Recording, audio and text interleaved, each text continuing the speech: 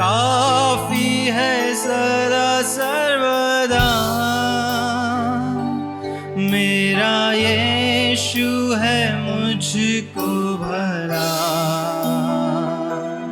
वो ही काफी है सदा सर्वदा।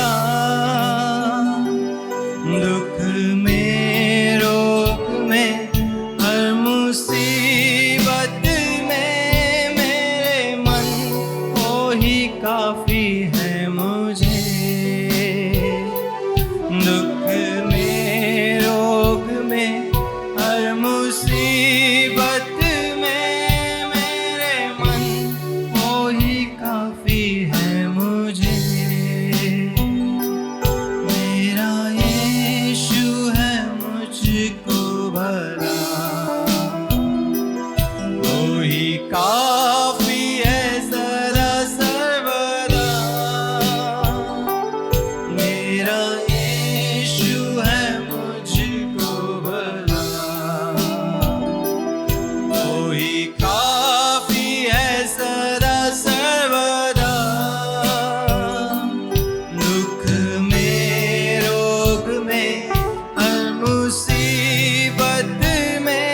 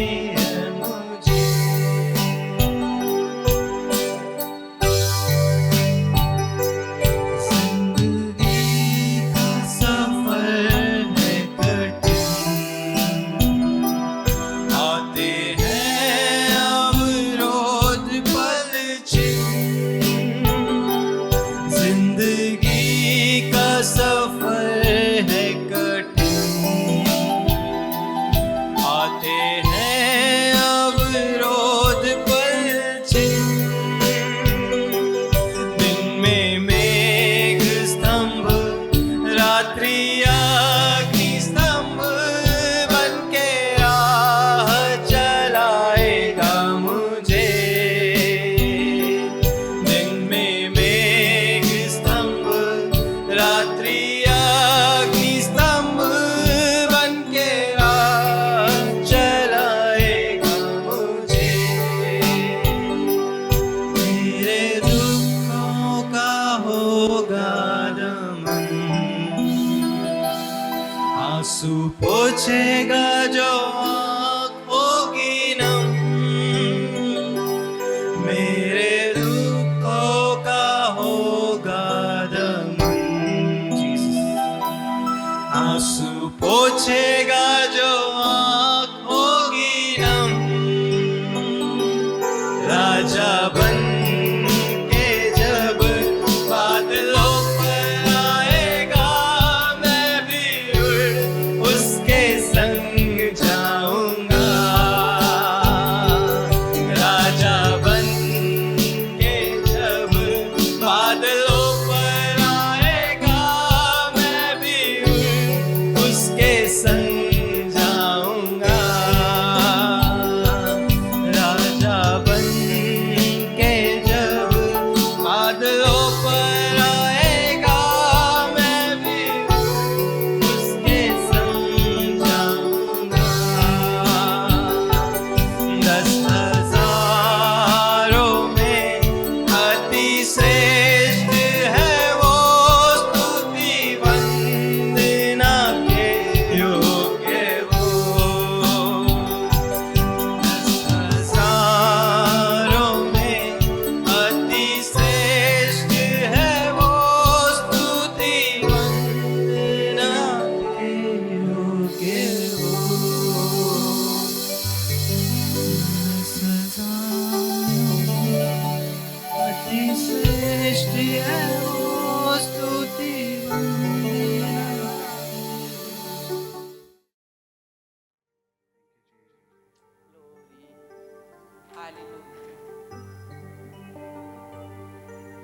Glory, Lord, hallelujah. यीशु नाम छुटकारा, छुटकारा यीशु नाम, हर बंद ताले की चाबी है यीशु नाम।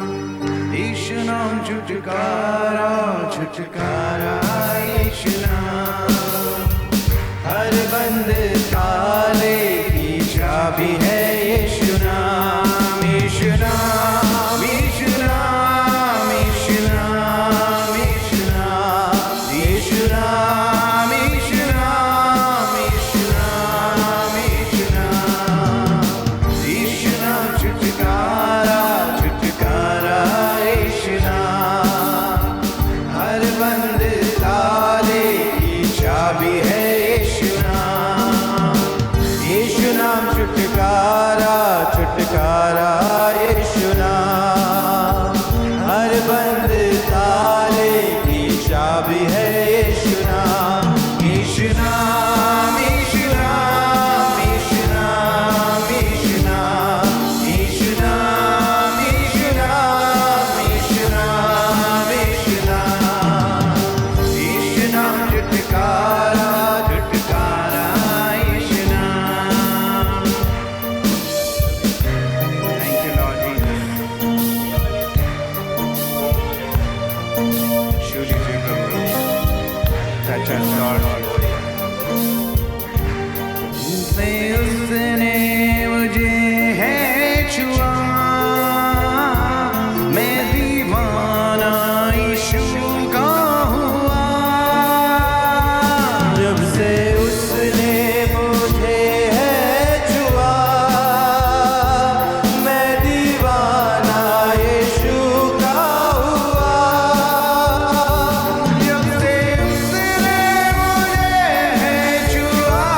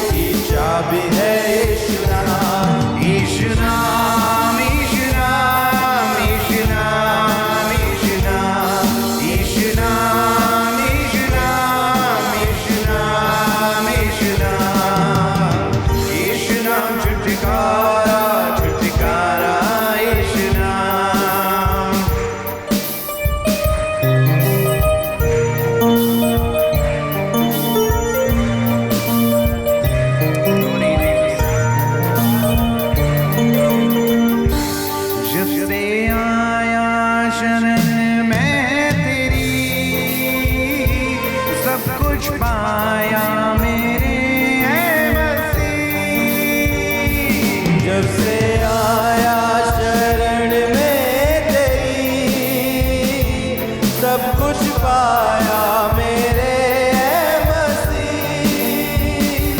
जब से आया शरण में तेरी, सब कुछ पाया मेरे मसीह। यीशु नाम झुटकारा झुटकारा, यीशु नाम हर दर्द ताले की चाबी है। यीशु नाम, यीशु नाम छुटकारा छुटकारा, यीशु नाम हर बंद ताले की चाबी है। यीशु नाम, यीशु नाम, यीशु नाम, यीशु नाम, यीशु नाम, यीशु नाम, यीशु नाम, यीशु नाम, यीशु नाम, यीशु नाम झुटकारा झुटकारा, यीशु नाम।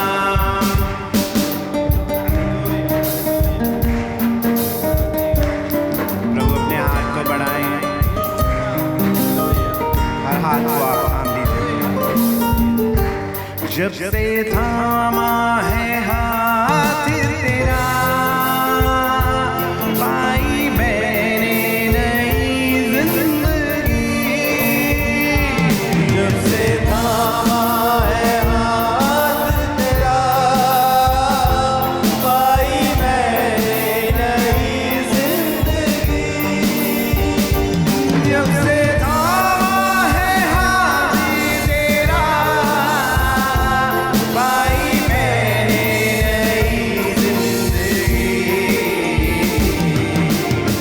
यीशु नाम झुटकारा झुटकारा, यीशु नाम हर बंद ताले की चाबी है। यीशु नाम, यीशु नाम झुटकारा झुटकारा, यीशु नाम हर बंद ताले की चाबी है। यीशु नाम, यीशु नाम, यीशु नाम, यीशु नाम, यीशु नाम,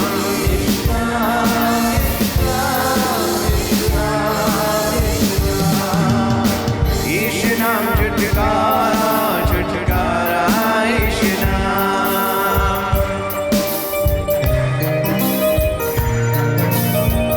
Magnify your name this morning. Touch us, Lord. Touch us, Lord. जब से उसने मुझे है छुआ, मैं दीवाना यीशु का हुआ। जब से उसने मुझे है छुआ,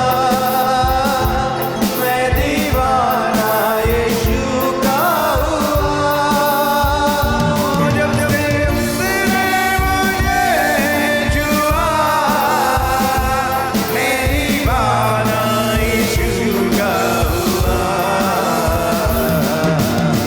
यीशु नाम झुटकारा झुटकारा, यीशु नाम हर बंद ताले की चाबी है। यीशु नाम, यीशु नाम छुटकारा छुटकारा, यीशु नाम हर बंद ताले की चाबी है। यीशु नाम, यीशु नाम, यीशु नाम, यीशु नाम, यीशु नाम, यीशु नाम, यीशु नाम, यीशु नाम, यीशु नाम, यीशु नाम झुटकारा झुटकारा, यीशु नाम, यीशु नाम झुटकारा झुटकारा, यीशु नाम हर बंदे ताले की चाबी है। यीशु नाम, यीशु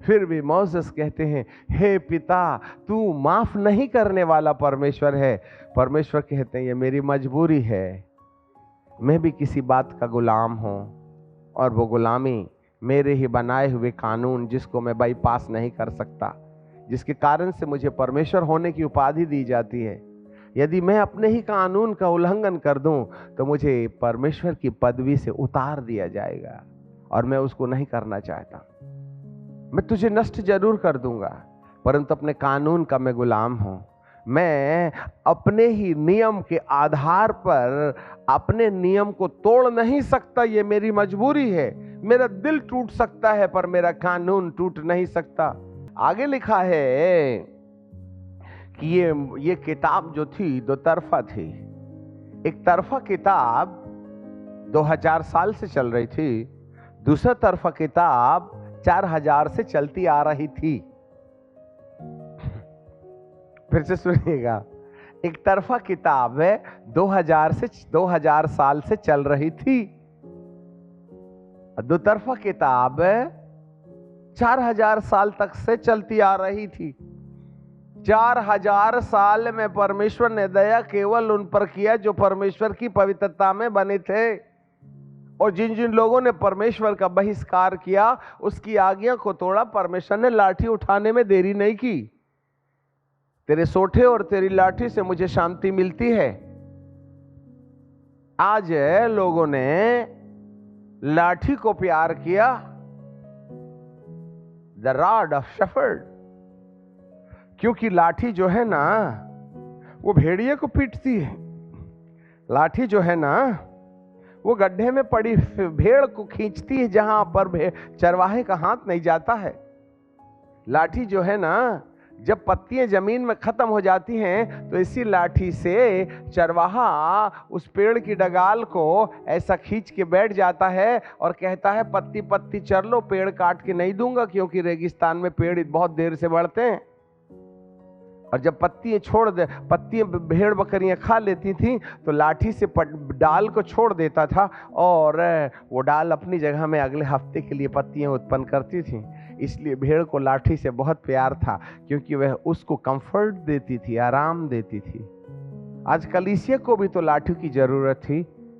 कभी आपने सोठे को देखा क्या?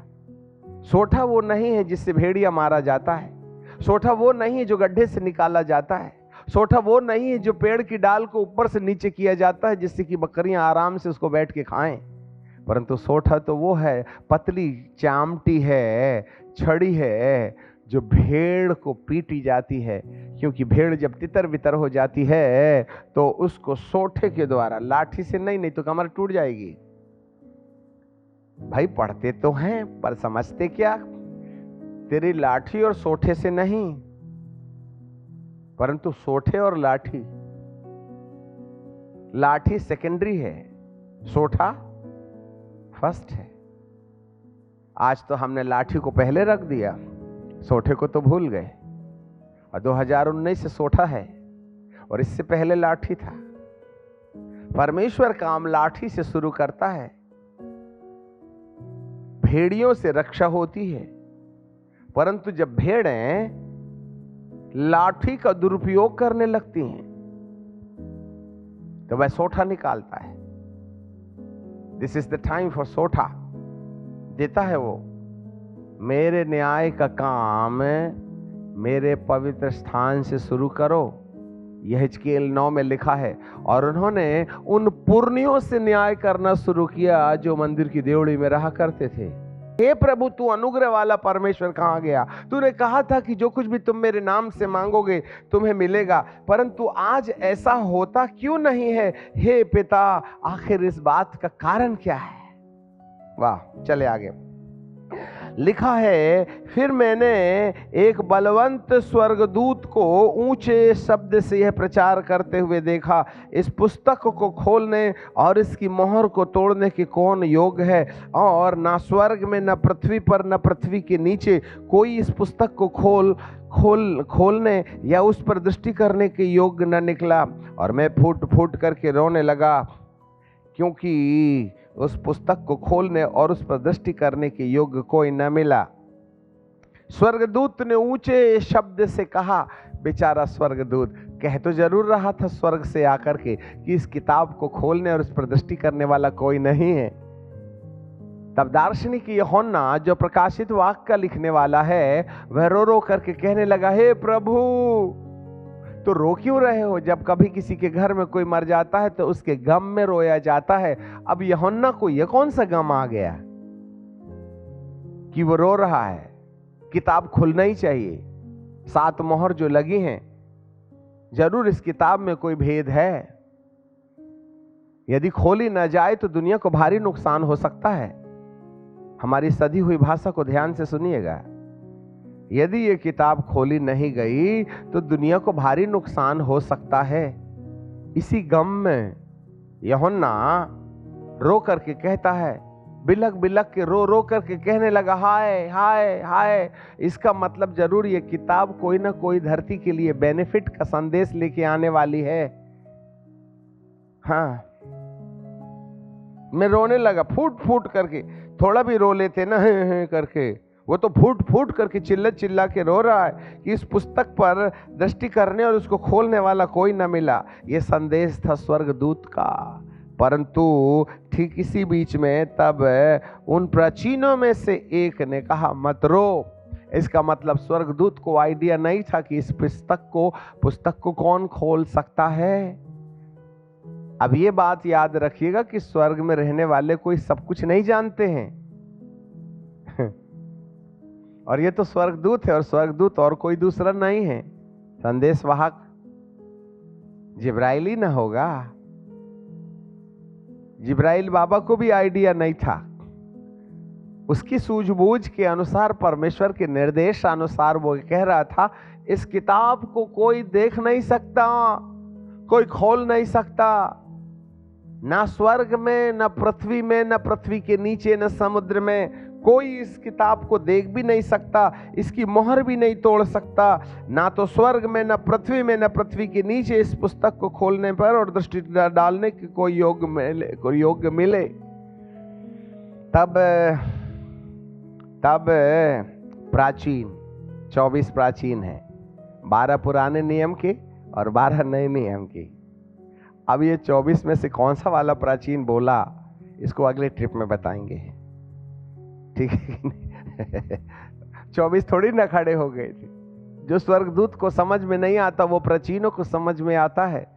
स्वर्ग की रचना, स्वर्ग के बारे में सब थोड़े ही ना जानती हैं, परंतु मनुष्य इतना कीमती है जिसको प्रभु अपना बेटा, दुल्हन और पत्नी बना लेता है, वह उसके दिल की भी बात को जान लेता है। हालेलुया। वे तो बेचारे सब नौकर चाकर हैं, कंप्यूटर की तरह चाबी भर दी तो काम करते रहते हैं, है ना। They are the creations, even though they live in heaven, but they do not know what the God's plan is in His own mind for the world. इस संसार के लिए परमेश्वर की क्या योजना है, स्वर्गदूतों को थोड़ी मालूम। वो तो हमारा साल्वेशन ऊपर से झांक के देखते हैं, देखेंगे प्रभु कैसे उद्धार देता है। लूसीफर को तो आसमान से गिराया, आसमान से गिरे खजूर में लटके, परंतु ये पापी रोज बीड़ी पीता है, रोज मोबाइल में उल्टे सीधे वेबसाइट्स देखता है। इसको उद्धार तू कैसे देगा? नया कपड़ा पहना के स्वर्ग से कैसे लेकर, पृथ्वी से स्वर्ग में कैसे लाएगा? ये सब उद्धार की कहानी देखने के लिए स्वर्ग में सारे लोग टीवी लगा लगा के देखते हैं यीशु मसीह कैसे बदलेगा लोगों को। अब वहां टीवी नहीं थी साहब, क्रिटिसिज्म मत करना, ठीक है कि नहीं तो हम कोई कम उस्ताद है कि यार फलाने ने तो बोला स्वर्ग में भी टीवी, इधर वहां है तो यहाँ पर क्या टेंशन है। हालेलुया। अपन कोई कम चतरे हैं क्या? ओके, सो कहने का मतलब यह हो गया है, स्वर्ग में रहने वाले स्वर्गदूतों को सब कुछ नहीं मालूम है। पिता नौकरों को नहीं बताता मैंने तिजोरी की चाबी कहाँ रखा है, वो तो बेटों को बताता है। और उसके बाद पत्नी को बताता है। सबसे पहले वो पत्नी को बताएगा, दुल्हन को नहीं बताएगा। अब तुम पत्नी होगे तभी ना, अपन तो रहे दुल्हन। बपतिस्मा लिए हैं तब से हल्दी लगा के 30 रुपए वाली साड़ी में घूम रहे हैं। दूल्हे के सामने खड़े रहने के काबिल हैं क्या? अरे जिस दिन लड़की को हल्दी लगती है उस दिन बबीता का नाम दुल्हन में बदल जाता है, कोई नाम नहीं लेता। दुल्हन को खाना दिए क्या, जबकि आप बोल सकते हो बबीता को दिए क्या। हल्दी क्या लग गई, उसका नाम ही गायब हो गया है। जब से हमने यीशु मसीह पर विश्वास किया, कर लिया, हम तो धर्मी बन गए, विश्वासी। हमारे चर्च में इतने विश्वासी हैं, कोई नाम नहीं बोलता संख्या, विश्वासी बन गए। अनुग्रह के द्वारा प्रभु ने हमको धर्मी बना लिया। पर तो ये दुल्हन जो है वो तो, अब आप भी बताइए, जब दुल्हन को हल्दी लगती है तो कितनी महंगी साड़ी में लगा के उसको पहना के उसको हल्दी लगाते, 150 रुपए वाली साड़ी। अपने को मालूम 3 दिन के बाद ये चिंधी बन जाएगी। समझ रहे हैं बात को? नाम तो है दुल्हन, पर पहनी मैक्सी है, ठीक है। और इसी गंदी मैक्सी में यदि वह हार लेके दूल्हे के सामने खड़ी हो जाए तो दूल्हा कहेगा कौन? बोले मैं तुम्हारी दुल्हन। क्या नाम? बाबीता। गले में देख, ये गाल में देख तिल, यहीं पर तूने 3 बार चूमा था। बोले मैं नहीं पहचानता तुझे, तेरे वस्त्र तो बोलते ही नहीं, मुझे तू हार डालने आई है, कपड़ा बदल किया पहले। हालेलुया। हम दुल्हन हो सकते हैं पर दूल्हे के सामने खड़े होने के लायक नहीं। Maybe you can be being a believer, you can call as a bride, but you cannot challenge as a wife.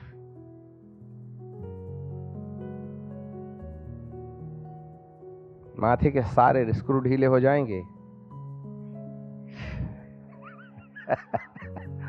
यदि आपने परमेश्वर के प्रकाशन को समझ लिया, जरा देखिएगा book of Revelation chapter 19 and verse 7, प्रकाशित वाक्य 19:7। और आओ हम आनंदित और मग्न हों और उसकी स्तुति करें, क्योंकि मेमने का विवाह है आ पहुंचा है और उसकी पत्नी ने अपने आप को तैयार किया। अरे बाबा, यदि मेमने का विवाह आ गया तो उसे तो दुल्हन होना चाहिए ना। वो दुल्हन के साथ शादी करेगा कि पत्नी के साथ शादी करेगा? पत्नी तो शादी के बाद ना होती है, जिस समय अल्ले छल्ले देने का कार्यक्रम, असम कसम खाने की विधि पूरी हो जाती है, तो आखिरी में परमेश्वर के दास क्या बोलते हैं? मैं परमेश्वर का फलाना फलाना दास, registration number so and so, अभिषिक्त दास, जिसका डिग्री वगैरह जो है भी है, मैं इस लड़के को, इस लड़की को पिता पुत्र पवित्र आत्मा के नाम से पति और पत्नी होने की घोषणा करता हूं। इसी बात को सुनने के लिए बाहर के लोग फटाका फोड़ने के लिए तैयार थे, और जैसे ही उन्होंने कहा पति और पत्नी, बाहर एक बम फट करके फूटा, फटा करके। इसका मतलब दोनों एक दूसरे के लिए हो गए शहीद। अब आंकना और ताकना और झांकना बस। ओ माय गॉड। वो इसलिए परमेश्वर के दास पहले कसम दिलवा देते हैं, अब तक मैं औरों को छोड़कर तुझसे मिला रहूंगा, मिली रहूंगी। मतलब जवानी के पहले यदि बाजू वाली खिड़की को झांक लिया तो झांक लिया, पर अब अपने प्रेमी और प्रेमिका का सपना छोड़ के किसी दूसरे पर लाइन नहीं मारना, वो अर्थ है। समझ में आ रही बात? ऐसी कसम के बाद में छल्ला दिलवाते हैं भाई साहब एक दूसरे को, ठीक है। हम तो अपना दूल्हे का हाथ पकड़ के भी, बॉयफ्रेंड आ रहा था ना तो हेलो, अरे dunno I love you, oh my god, तो दूल्हा बोला ए दुल्हन और डन्नू को देख करके उसके दिल में जिगी जिगी शुरू हो जाती, ये क्या लफड़ा है, मैं रजिस्टर्ड तेरे साथ में, ये अन्नू और उसको तो मेरे सामने ऐसा ऐसा कर रही है तू, ठीक है। अब इसकी खुराक तो घर में जाके मिलेगी। आज कलीसिया किसको लव यू कर रही है? अपने प्रभु का हाथ पकड़ के थोड़ा सोच के देखिए ना। अपने प्रभु का हाथ पकड़ के किसको लव यू कर रहे हैं हम? कहां झांक रही है कलीसिया? पत्नी होने के बाद भी, रजिस्टर्ड होने के बाद भी, यीशु के नाम से बपतिस्मा लेने के बाद भी, चर्च के मेंबर होने के बावजूद भी, हे पिता अब्बा कह के पुकारने वाली कलीसिया किसको घास दे रही है? आज युवा पीढ़ी कहां है? आज कितनी ऐसी बहनें हैं जो अपने पति से नाखुश हैं? आज कितने ऐसे पति हैं जो अपनी पत्नी से बोर हो गए, पड़ोसन को डोरे मार रहे हैं, विश्वासी होने के बाद भी? आपको क्या लगता है, जिसने हाथ पकड़ के रखा है आपकी नजर ताकता नहीं होगा क्या? क्या तुम नहीं जानते कि तुम परमेश्वर के मंदिर हो और परमेश्वर का आत्मा तुम में वास करता है? तो क्या रात के 11 बजे जब मोबाइल को तुम छेड़छाड़ कर रहे थे वो भी सो गया था आपके अंदर? वो देखा नहीं क्या पड़ोसी को लाइन मार रहे हो? कितनों का मोबाइल का बपतिस्मा हुआ है? पूछो अपने आप से। अरे भाई, कितनों का मोबाइल का बपतिस्मा हुआ है? और इस पापी मोबाइल को रात में इस्तेमाल करते हैं और सुबह बाइबल के ऊपर रख देते हैं। प्रभु कहता है, अच्छा, जिससे तूने रात भर मनोरंजन किया उसको मेरे सिर में बिठाल दिया। अरे इस पापी को बाइबल के ऊपर में मत रखना जब तक कि ये शुद्ध नहीं है। जो गलतियां हम कर रहे हैं, ऊपर वाले को कोई मोती बिन तो नहीं हो गया, तो दूसरे नंबर वाली किताब न खोलेगा तो करेगा भी क्या वो? There is a condition behind the grace. इस समय जब दूसरी किताब खोली जाएगी तो पत्नी ने अपने, यहां पर लिखा है, आओ हम आनंदित और मग्न हो और उसकी स्तुति करें, और मेमने का विवाह आ गया है। नहीं आ रहा समझ में?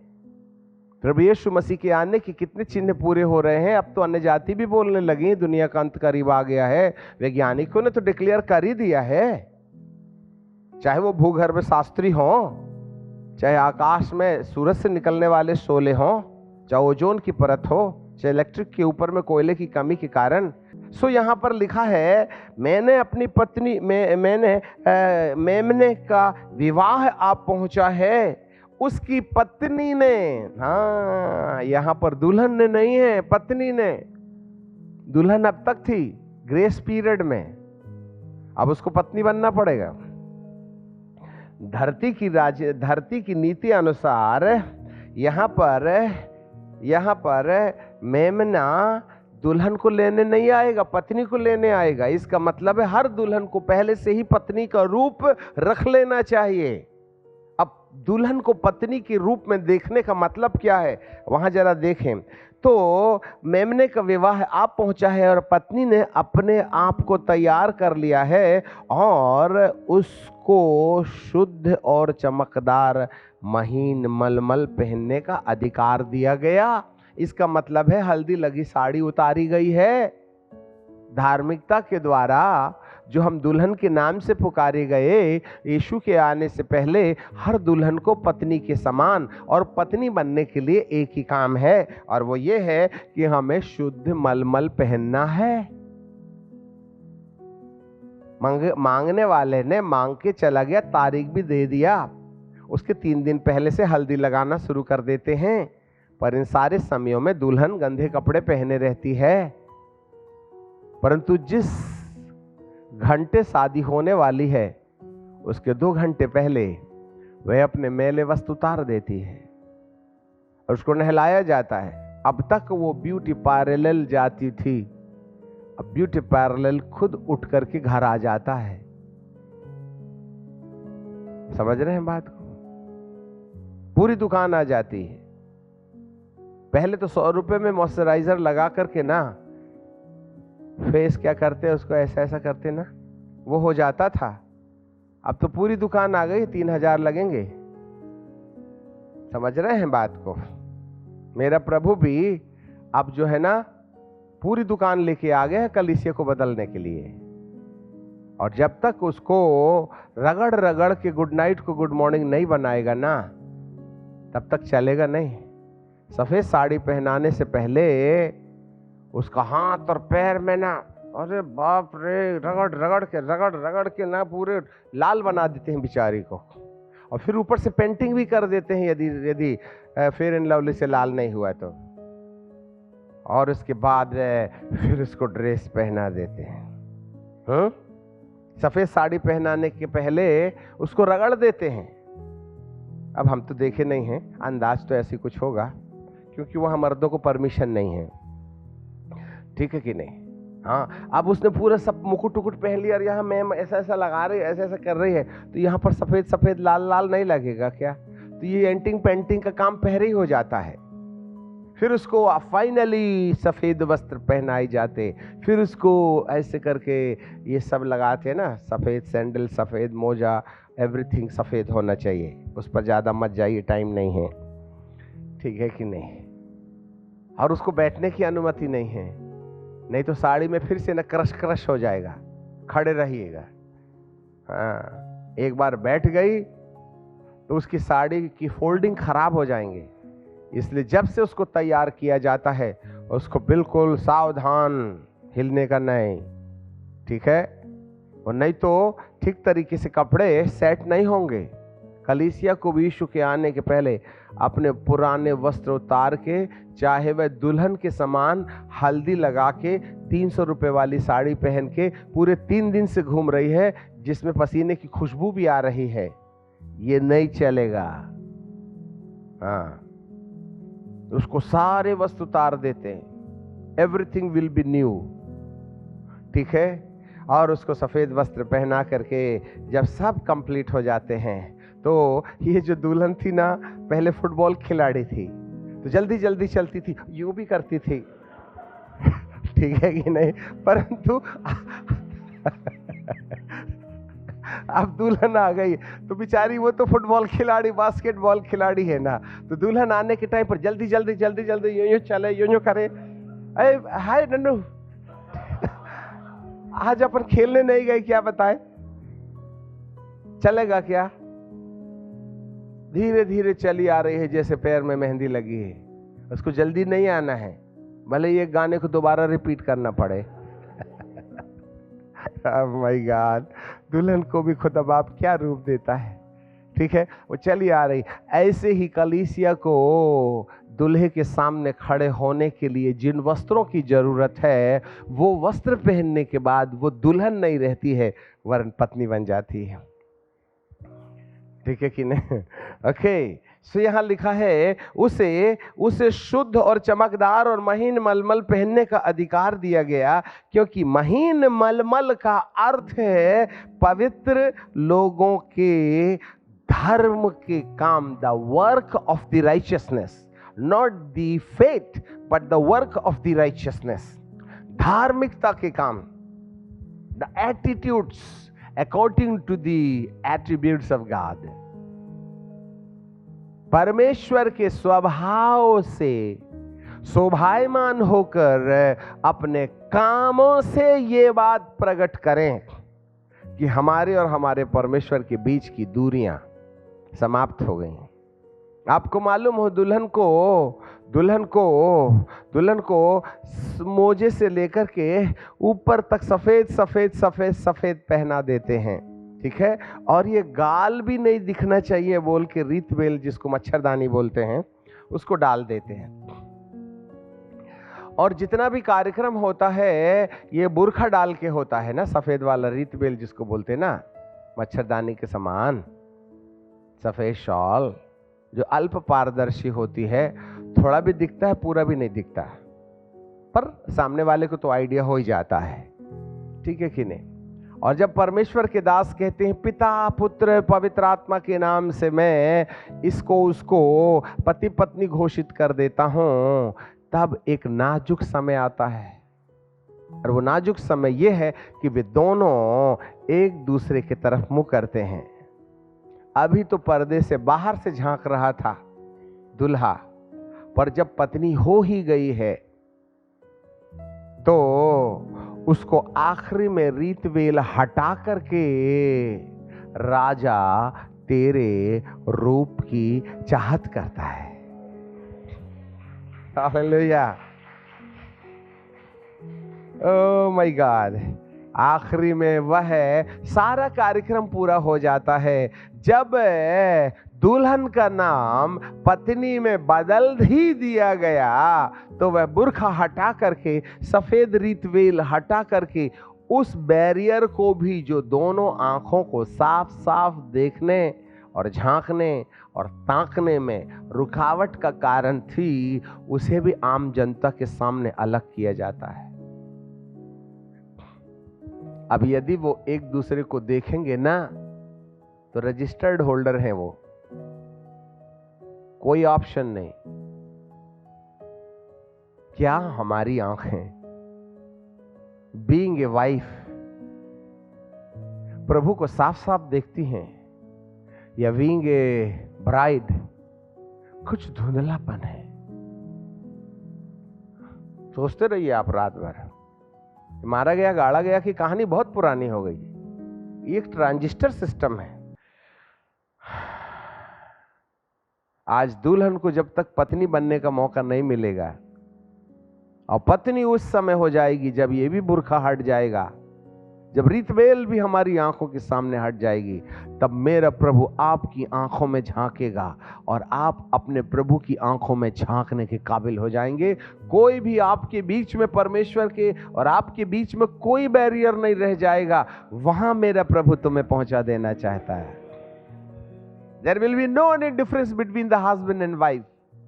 सारी दूरियां खत्म हो जाती हैं। दुल्हन के बीच में एक पर्दा होता है। Listen me carefully. दूल्हा और दुल्हन के बीच में एक पर्दा होता है। वे अभी छू नहीं सकते हैं एक दूसरे को, उनकी कुर्सी में अंतराल होता है। दूल्हा और दुल्हन एक दूसरे को टच नहीं कर सकते हैं, क्योंकि वे वाइफ नहीं हुए हैं, हस्बैंड नहीं हुए हैं। और उसके बाद में जैसे ही ना बुर्का हटा दिया जाता है, तो पादरी आकर के दूल्हे के हाथ को, दूल्हा का हाथ और दुल्हन का हाथ एक दूसरे से जकड़ के रख लेते हैं। जिसे परमेश्वर ने जोड़ा है कोई न तोड़े। इस संगति में पहुंचाने के लिए मेरे प्रभु ने ये दो तरफा किताब हमारे लिए खोलने का वायदा कर दिया है। इस दो तरफा किताब का अर्थ ही यही है, वह केवल एक पन्ना लिखा किताब से जो प्रभु के प्यार से जुड़ा हुआ है। दो प्रकार की धार्मिकता है, two kinds of righteousness, the imputed righteousness and the fulfilled righteousness, या दूसरे बार में कहें imputed holiness and the fulfilled holiness.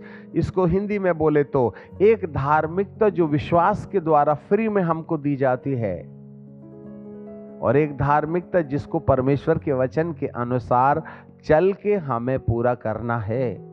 Imputed मतलब इम्पार्ट की गई धार्मिकता, जिसको प्रभु विश्वास के द्वारा फ्री फंड में दे देता है। परंतु एक धार्मिकता या पवित्रता है जिसको प्रभु की बात मानने के द्वारा हमें स्थापित करने की जरूरत है। हालेलुया।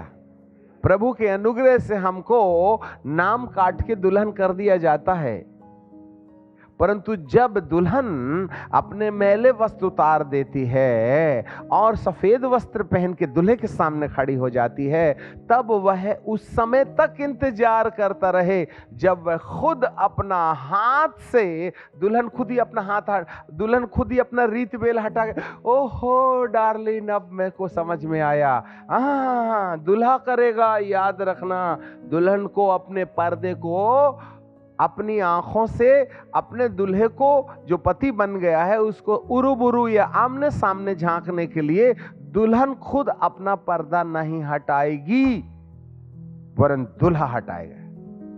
वो आएगा और यूं करेगा। This is the gods business. Hallelujah. और वही तो सब कुछ करने के लिए, वो आपको वस्त्र पहनाने के लिए तो उपाय कर रहा है ना।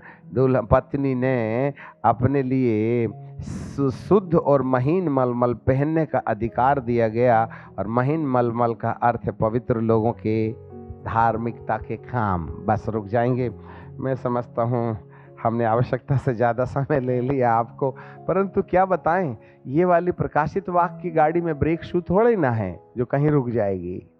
वो तो चलते चलिए चलते चलिए चलते चलिए चलते चलिए, जब तक यीशु ना आ जाए तब तक ये किताब में आमीन नहीं लगता है। हालेलुया। ये दो तरफा किताब 2020 से शुरू हो 2019 से शुरू हो गई है, और ये कब तक चलेगी कुछ बातें बता के समाप्त करेंगे। हम सिस्टमेटिक नहीं हैं परंतु ऑटोमेटिक हैं। कई भविष्यवाणी के वचन परमेश्वर ने इन समयों में दिए हैं, परंतु सब कुछ बताने के लिए वक्त नहीं है। परंतु हम इतना कहना चाहते हैं, कि आगामी सालों में एक बार फिर परमेश्वर इस दुल्हन को जिस रीति से पवित्र करेगा, कहते हैं जब कभी कोई बल्ब फ्यूज होता है तो एक बार जोर से उजियाला देता है, उसके बाद फ्यूज हो जाता है। ठीक है, जब कभी कोई व्यक्ति मरने वाला होता है उसके 3 दिन पहले बिल्कुल तंदुरुस्त हो जाता है और हम लापरवाह हो जाते हैं। पवित्र कुंवारियां जो बुद्धिमान थीं और मूर्ख थीं, वो भी दूल्हे के आने के समय ही ऊँघती और सोती थीं। लिसन मी केयरफुली, जब दूल्हा आने वाला होता है तभी उनकी आंखों पर भारीपन आ गया था, और यीशु के आने के पहले ही कलीसिया को भारीपन आएगा, जिसके लक्षण दिखाई देते हैं। परंतु जैसे ही दूल्हे की आवाज आती है तो जागने में तो दोनों तैयार होंगी, जागने में तो दोनों जाग उठेंगी, परंतु अंदर जाने में बुद्धिमानों का ही काम होगा। मूर्ख लोग बाहर रह जाएंगे क्योंकि उनके मसालों में तेल नहीं था। सो ये जितना भी कोल्डनेस है ना, ये जो कलीसिया आज जैसे तितर बितर पड़ी है, लोग चर्च आते जाते नहीं हैं, लोगों का मन दुआ वगैरह में लगता नहीं है, मोबाइल खेलते रहते हैं, है ना, घंटे 2 घंटे थोड़ा सा देख लिए इधर उधर ऑनलाइन तो ठीक है, नहीं तो बाकी दिन भर में काम चला लेते हैं। ऐसे वाले सिस्टम से बुद्धिमान और मूर्ख दोनों कुंवारियां सोने का, निद्रा का प्रमाण दे रही हैं। परंतु इसी समय ढोल बजेगा जी। इन्हीं कोल्ड वेव्स के बीच में एक ऐसी पवित्र आत्मा की आंधी शुरू होगी जो मसीहियत के इतिहास में अब तक शुरू नहीं हुई थी। जहां ज्यादा पाप हुआ वहां परमेश्वर का अनुग्रह भी बहुत हुआ, परंतु उस अनुग्रह को पाने के लिए थोड़ा सा मालिश तो जरूर करेगा परमेश्वर, कुटाई पिटाई का रास्ता जरूर अपनाएगा। यीशु के आने से पहले इस धरती पर परमेश्वर का नूर नजर आएगा, कलीसियाओं में परमेश्वर की पूर्ण पवित्रता दिखाई देगी। हालेलुया। एक ऐसा समय आ रहा है जब दुल्हन अपने कामों के द्वारा पवित्र वस्त्र पहन करके अपने दूल्हे के सामने दुल्हन के रूप में नहीं वरन पत्नी के रूप में खड़ी हो जाएगी, और वहीं तक पहुंचाने के लिए वह हमारी बैसाखी छीन रहा है, जिससे कि आपकी आशा परमेश्वर की ओर। जब कभी किसी माँ को अपने बच्चे की किलकारी सुनना है तो उसको प्रसव वेदना से होके जाना पड़ता है। There should be a labour pain, otherwise आजकल तो आर्टिफिशियल है, आंख बंद करो, जागते जागते डॉक्टर पेट का किट काट के बच्चा निकाल देंगे, तुमको समझ में ही नहीं आएगा। कितनी बेटियां हैं जिनको लेबर पेन का अनुभव ही नहीं है।